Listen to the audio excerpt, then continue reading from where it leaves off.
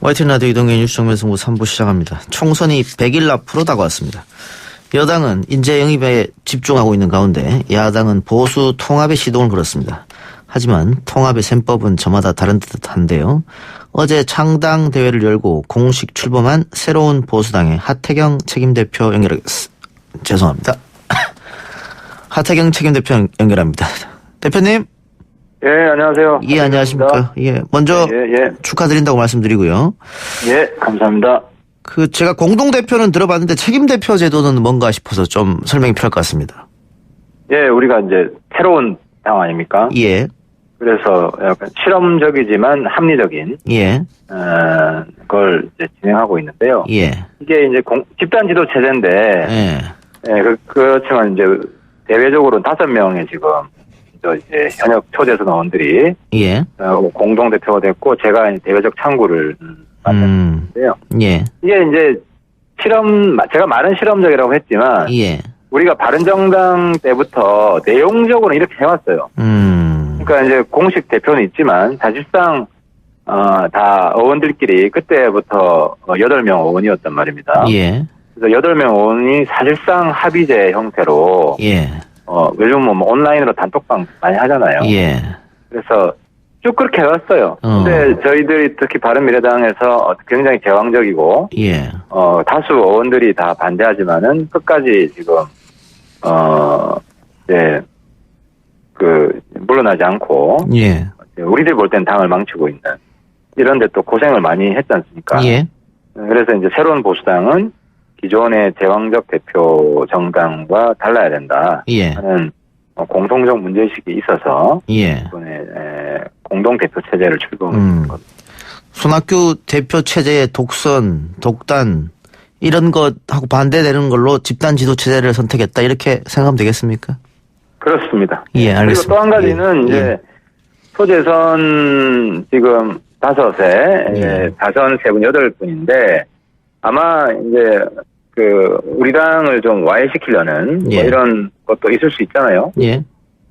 그래서 꼭 보면 이 최고위원회나 이런데 한 분, 2분 안 넣으면 뭐 또 좀 갈등을 유발하는 이런 오해를 유발하는 이런 기사가 나옵니다. 그래서 처음부터 우리는 결사항전한다. 우리는 하나로 간다. 이런 의지의 표현도 있습니다. 알겠습니다.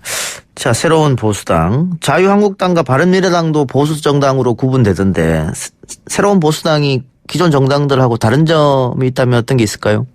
청년 보수입니다. 청년 보수당. 그래서 저희가 이제 대비되는 표현으로 기존의 보수당은 올드 보수당, 저희들은 이제 청년 보수당, 젊은 보수당 이런 건데 기존의 보수당은 사실 자유반공의 가치가 제일 중요한 가치로 활동을 해왔잖아요. 그래서 지지층들도 좀 어르신층들이 많죠. 주로. 근데 이제 우리는 청년층이고 20, 30대 그리고 가장 상위의 가치가 공정이다. 불공정 해결이다. 이런 부분으로 사실은 저희들이 이제 바른정당 때부터 그런 시도를 해왔고, 바른미래당 시절에도 이제 그 최고위원 중에서는 저하고 이준석 최고위원이 계속 그 노선을 해왔습니다. 그래서 청년 보수 노선은 지금 시작되는 게 아니라 한 1년 반쯤 전부터 시작이 된 겁니다. 바른미래당 일각의 노선으로. 이게 이제 이 새로운 보수당의 주요 노선으로. 바른미래당 때도 뭐 더 이상 색깔론 공격하지 않겠다 이런 이야기 했던 것 같고 또 방금 얘기한 대로 이준석 최고와 함께 2030 특히 젊은 남성들에게 조금 많은 박수를 받았던 것 같습니다.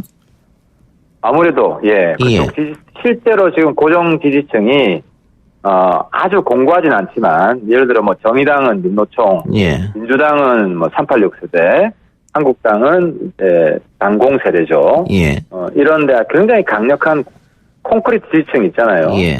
저희들이 2030 지지층이 아직 그 정도 강도는 저도 아니라고 생각하지만 이제 공고해지고 있다. 저희들이 젊은 층을 공략하겠다. 그렇습니다. 이번에 새롭게 투표권 얻는 한 50만 명 정도 되는 10대들은 어떻습니까?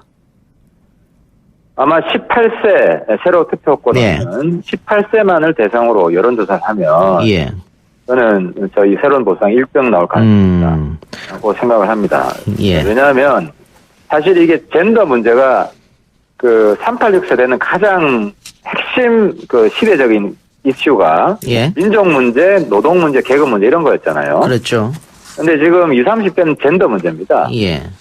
젠더 갈등 문제인데 이게 정말 이게 휘발성이 강한 영역이라서 예. 기존에 이제 큰 정당이나 심지어 기존 정당들은 다루지 않아왔습니다. 예. 애써 무시하는 경향도 있었죠. 그렇죠. 예. 근데 우리 당은 이거를 해결해 보겠다. 그 젠더 갈등 해소를. 예. 그래서 계속 그 한 1년 반 정도 열심히 해왔고 그 과정에서 좀 신뢰를 받아온 측면이 있다고 봅니다. 그 젊은 남성들이 역차별 받고 있다 이렇게 판단하고 계신 겁니까? 그것뿐만 아니라 예. 젊은 여성들도 예. 저희들한테 상당히 열광하기 시작한 게 그 프로듀스 101 그 사건 있지 않습니까? 투표 조작. 예. 그거를 사실은 뭐 개인적으로는 제가 했고 예. 우리 당이 그걸 밝혀냈거든요. 예. 그 과정 속에서 이제 남성들만 위한다 하태경은 예. 그 선입견이 완전히 없어지고 예.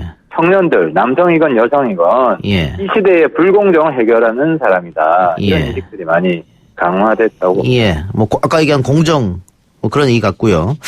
예. 근데 지금 유승민 의원이 현역 의원이 8명인데 80명으로 만들겠다 이런 얘기 했지 않습니까? 목표를. 하태경 의원은 그보다 좀 약간 뭐 저보다 보수적이지. 그러니까 하태경은 그보다 더 크게 이야기한 것 같은데. 저는 과거 새누리당 이상 한 153석 이상 예. 가능하다고 봅니다. 왜냐하면 예. 이게 뭐 뻥이라고 뭐 해도 좋은데 원래 예. 꿈이 뻥입니다. 우리가 꾸는 매일매일 우리가 이제 스스로 뻥치고 살고 있는데요. 예. 뻥쟁이가 꿈쟁이라는 건데 왜 이런 개선이 나오냐면 예. 이제 저희들은 한국당 문 닫게 하는 게 목표입니다. 그리고 야권을 새롭고 큰 야당으로 야권에 완전히 새 판을 짜는 게 목표고 예. 그게 성공하면 1대1 싸움이 될 거 아닙니까? 예. 그러면은 우리는 충분히 그러니까 개혁적인 해쳐모여야 되는 거거든요. 근데 시간이 그렇게 하면 너무 없잖아요. 100일밖에 안 남았는데. 그 국민의당 기적이 예. 70일 앞두고 일어났습니다. 지금 하루가 한 달입니다. 예. 앞둔 100일은. 예. 그래서 뭐 시간적인 한계 때문에 불가능할 거라고 보진 않습니다. 그 황교안 대표는 통합 추진을 꾸려서 다 함께 하겠다 이런 법안인 것 같은데요. 그것도 이제 저는 오늘 이제 바빠가지고 예. 오후에 와서 이제 기사를 봤는데 저희들이 이 승리하고 있는 과정이라고 저는 봅니다. 새로운 보수당이 내세웠던 주장이. 예. 왜냐하면 처음에는 당내에 통합기구를 만든다고 했거든요. 예. 당내에. 예. 근데 지금은 당 바깥에 만든다고 한 거 아닙니까? 예. 그러니까 이제 기존의 입장은 뭐였냐면 우리 그 구 새누리당 출신들은 반성문 쓰고 복당해라 이게 그쪽의 공식 입장이었습니다. 예. 그래서 뭐 당 내에서 그냥 좀 외연 확장 차원에서 통합 문제를 다루겠다 이런 거였잖아요. 근데 오늘 보니까 당 바깥에 만들겠다. 이게 사실 한국당이 지금 어쨌든 후퇴하고 있다. 변했다. 근데 아무튼 제일 중요한 거는 그게 아니라 우리가 일관되게 제시했던 유승민 3원칙을 예. 인정성 있게 수용하는 겁니다. 그러면 저희들도 대화할 수 예. 근데 며칠 전까지만 해도 황교안 대표가 유승민 대표를 향해서 유아무개 이런 표현을 했단 말이죠. 그러니까 이게 사실 저는 취업적인 문제라고 봅니다. 그게 뭐 큰 문제는 아니고 오늘은 또 화한 가지고 하는데 하루 늦게 보냈다고. 네, 뭐 그런 문제 가지고 우리가 뭐 삐진다든지 불쾌한다든지. 예. 그거보다 저희들이 좀 긍정적으로 생각하는 것은 어제 환영 논평이 나왔습니다, 한국당에. 예. 이제 우리 어제 이제 발표한 정강 정책 핵심 내용이 젊은 정당 되겠다는 거거든요. 예. 한국당도 젊은 정당 되겠다고 자기들하고 똑같다 그러더라고요. 예. 그래서 같이 누가 더 젊은 정당인지 경쟁을 해보자. 예. 어쨌든 어제 제가 당대표 수상연설에서도 우리가 보수 전체를 이끄는 기관차가 되겠다. 예. 우리가 보수 전체를 이끌어 나가겠다. 그러면 교통정리가 된다. 예. 그럼 새로운 리더십으로. 그 대표님 따라오고. 예. 대표님 말씀하신 그 3원칙, 유승민의 3원칙 핵심은 결국은 탄핵 문제를 어떻게 할 것이냐 이건데 그것만 해결이 되면은 반문연대, 그러니까 자유한국당뿐만이 아니고 모든 야당을 함께 갈 수 있다 이렇게 해석해도 될까요? 그래서 그것도 우리가 선제적으로 제시한 거 아닙니까? 그래서 제가 조금 전에 새로운 보수당이 이기고 있다. 새로운 예. 보수당이 보수 전체 판을 주도하고 있다라는 게 아까 이야기했던 그 당내 통합기구에서 당 바깥의 통합기구를 제시한 거예요. 한 가지 근거가 되고 또 한 예. 가지는 탄핵 문제에 대해서 황교안 대표가 조금 더 분명하게 이야기하고 있습니다. 예. 탄핵 문제를 더 이상 문제 삼으면 안 된다. 이런 것도 우리 유승민 사무총을 하나씩 수용해 나가고 있는 모습이라고 저는 평가하고 싶습니다. 예.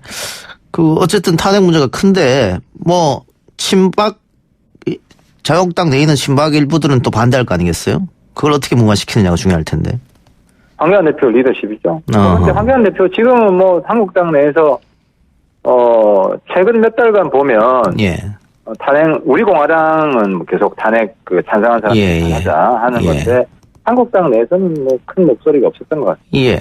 황교안 대표 리더십 말씀해 주셨으니까 또 장애 집회 한다고 하시던데 황교안 대표의 리더십은 어떻게 평가하세요? 지금 한국당 내부에 보면 뾰족한 대안이 없는 라고 보이고요. 예. 또 황교안 대표가 지금 정치 데뷔한 지 얼마 안 돼서 여러 시행착오가 있지만 예. 점점 그래도 좀 좋아지고 있고 그러니까 장점도 있고 단점도 있죠. 사실 리더라는 게 100% 장점만 있는 사람. 그렇죠. 예. 민주당도 그렇고 모든 당이 다 그런데 기존의 4+1 당 대표랑 비교했을 때 예. 평균적으로 떨어지는 것 같습니다. 근데 홍준표 대표 이야기도 그렇고 최근 보수 언론의 논조도 그렇고 비대위 체제로 가야 되는 거 아니냐 그런 얘기도 있더라고요. 홍준표 대표 이야기하는 거는 통합 비대위로 가자는 거죠. 그러니까 예. 그렇죠. 불분명하죠. 한국당 내에 비대위로 가자는 건지 유승민 사무총을 받아들이고 예. 통합 비대위로 가자는 건지. 근데 문제는 홍준표 대표가 전혀 영향력이 없지 않습니다. 그래요. 별로 진지하게 고려하고 있지 않습니다. 근데 의원님 통합도 만일 안 되고 선거연대도 안 된다고 하면 일려 다야구도로 선거를 치러야 될 텐데 현실적으로 그러면은 야당이 어렵지 않겠습니까? 특히 새로운 보수 신당도 쉽지는 않아 보이는데요. 기계적으로 그렇습니다. 하지만 기계적으로 보면 산수로 보면 당연히 그렇죠. 예. 근데 문제는 우리 새로운 보수당이 보수가 어떻게 해야 되나, 야당은 어떤 모습이어야 되나, 100일 남은 기간에 충분히 국민들한테 어필할 수 있다고 보고요. 예. 그렇게 되면 다야구도에 있어서도 유승민 대표 80석은 완전히 야권의 새판 짜기가 어려워서 방금 말씀하신 다야구도 속에서 목표입니다. 예. 그러니까 최소 목표다. 예. 우리가 지금 가지고 있는 그렇게 이해해 주시면 됩니다. 의원님 지역구는 어떻습니까? 해운대 지역구요. 예. 제 지역구 여론조사 한번 해보십시오. 저도 궁금해 죽겠어요. 사파전 했을 때 어떻게 나오는지. 네, 그래서 제가 여쭤봤어요. 3파전으로 나가야 될 텐데. 제 지역구는 아직 아무도 안 하더라고요. 좀 해주셨습니다. 예. 알겠습니다.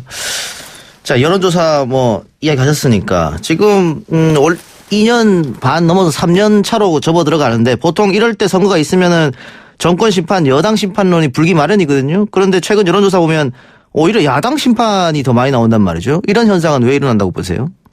한국당이 반성해야죠. 한국당이 아직 더 바뀌어야 된다. 이런 걸 이야기하는 거고요.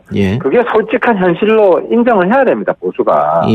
그래서 우리가 왜 나왔겠습니까? 새로운 보수당이. 야당 심판 여론이 더 많기 때문에 더 개혁해야 되고 한국당으로는 개혁이 불충분하고 해서 국민들이 사실 우리를 요구하는 면이 있거든요. 그래서 우리가 한국당 정신 차리게 해서 야권에 완전히 헤쳐모여 새판을 따라 이런 시대적인 보수권의 사명이 있다고 보고 그래야 저는 나라도 잘 된다고 보고요. 그래서 새로운 보수당이 성공하느냐 실패하느냐가 보수 전체 그리고 대한민국 미래에 있어서 지금 굉장히 중요하다고 그 새로운 보수당 지금 현역 의원 말고 또 새롭게 영입 시도 하고 계십니까 혹시? 새 인물을 또 국민들이 원할 것 같기도 해서. 맞습니다. 그래서 우리가 이제 청년 불공정 해결 정당 이런 기치를 내걸었지 않습니까? 그래서 그 청년 불공정 해결 취지에 맞는 그런 분들을 지금 영입하려고 하고 있고요. 잘 모르셨네요. 내일 첫 번째 좀 발표하려고 합니다. 내일 첫 인사가 발표가 됩니까? 네, 그렇게 할 계획입니다. 여기서 잠깐 힌트 주시면 안 되겠습니까? 아무튼 키워드는 청년 불공정 해결이다 이렇게 말씀드립니다. 청년 불공정 해결. 그러면은 영입 대상자는 청년이겠네요. 그렇죠. 아마 우리가 청년을 우리 기준으로는 39 이하입니다. 그 범위에 들어갑니다. 예, 알겠습니다. 기대를 한번 해보죠. 내일 몇 시에 발표하십니까? 내일 뭐 한 오전 10시 이전에 될 것 같습니다. 알겠습니다. 대표님 오늘 말씀 고맙습니다. 네, 감사합니다. 예, 지금까지 새로운 보수당 하태경 책임대표였습니다.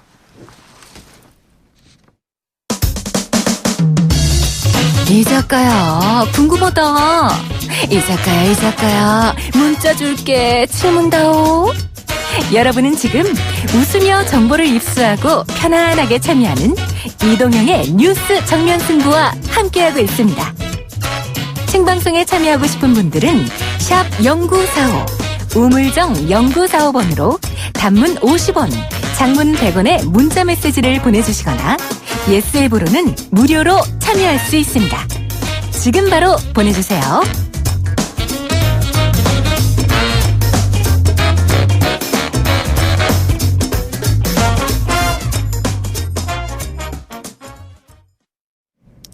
이어서 오늘 오후에 전해진 재심 재판 관련 얘기 잠깐 해보겠습니다. 뉴스 정면 선거에서도 여러 차례 다룬 바 있는 일명 낙동강변 살인사건, 문재인 대통령이 변호사 시절 가장 한이 남는 사건으로 꼽았던 사건이었죠.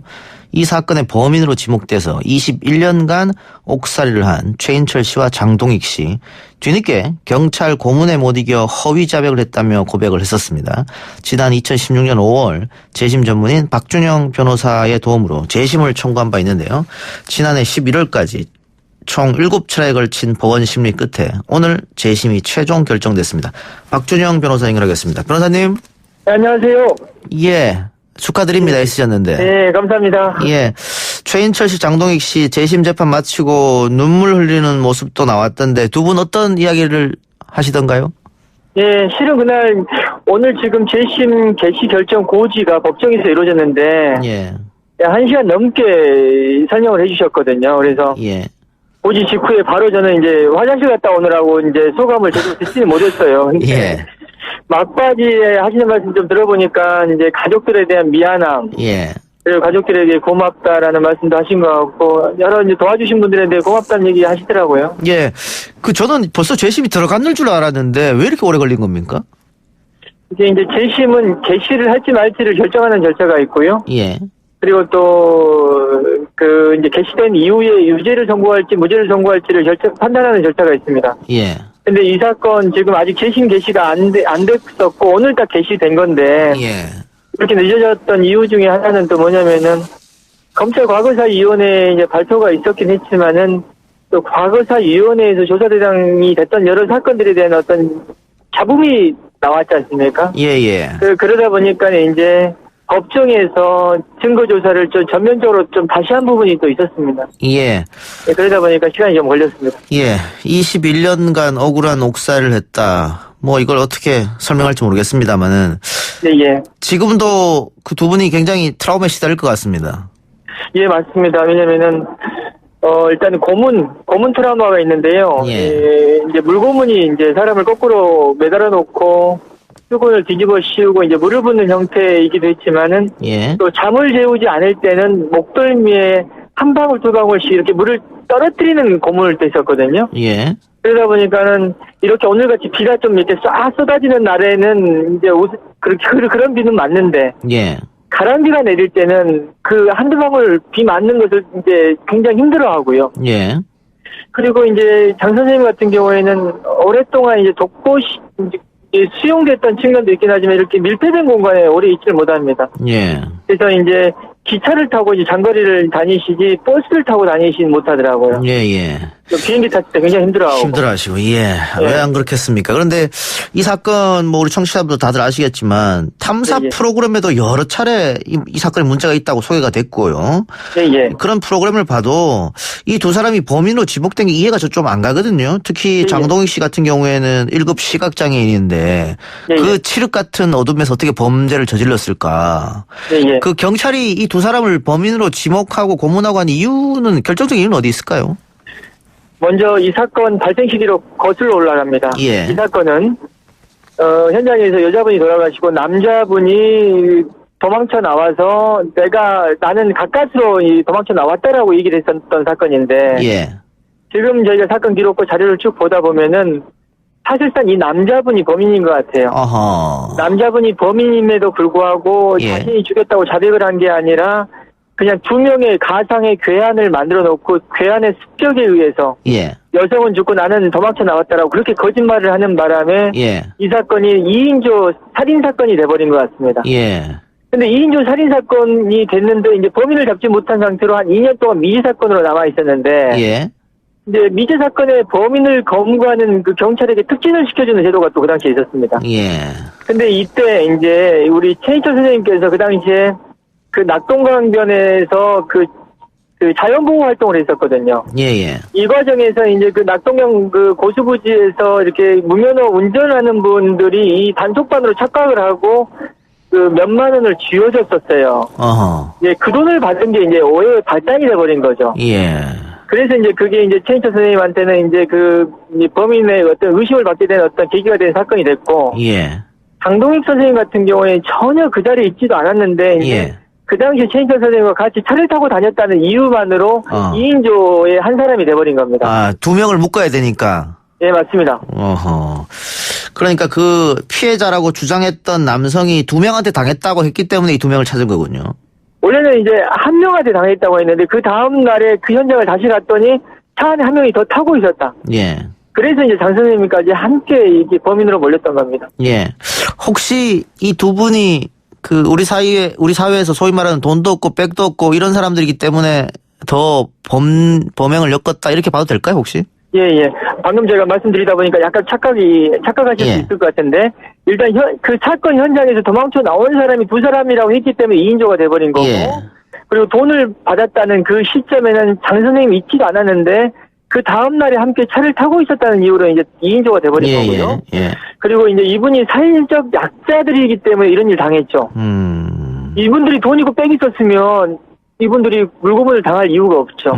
변호사를 선임할 수만 있었어도 고문이라든가 뭐 그런 건 증거 조작이라든가 있을 수 없다 이 말씀이죠? 아닙니다. 그 당시 변호사 선임은 했었어요. 아, 그랬어요? 예. 변호사도 선임을 했었는데 이분들이 경찰 수사 과정에서 완전히 접견이 차단되면서 그때는 변호인이 없었단 말입니다. 예. 그때 고문을 당해서 그때 자백을 했다는 것 때문에 이렇게까지 참 긴 시간 동안 고통을 겪었다고 저는 생각합니다. 예.